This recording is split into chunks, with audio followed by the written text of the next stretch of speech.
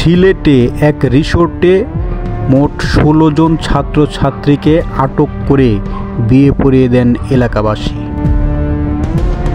প্রাথমিক সূত্রে জানা যায়, একান্তে সময় কাটানোর জন্য এসেছিল তারা এই হোটেলে। কিছুক্ষণ পরে এলাকাবাসী টের পেয়ে তাদের হাতে নাতে ধরে একে অপরের সিদ্ধান্তক্রমে বা সম্মতিতে তাদের বিয়ে পড়িয়ে দেন।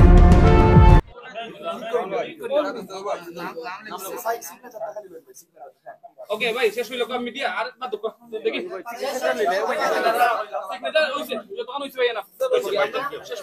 সবার সম্মতিক্রমে ৬টা বিয়ে পড়াইছে। এটা আপনার পরিচয়টা বলবেন? আমার নাম মোহাম্মদ আব্দুল বারী, কাজী ফার্স্ট নং শিলাম ইউনিয়ন। কতগুলো বিয়ে পড়িয়েছেন? ৬টা বিবাহ পড়াইছি। সবাই কি সম্মত ছিল? সম্মতিক্রমে, সবার সম্মতিক্রমে, গার্জিয়ান সম্মতিক্রমে, এলাকার ছেলে মেয়ের সম্মতিক্রমে, এলাকার মুরব্বিয়ান সম্মতিক্রমে।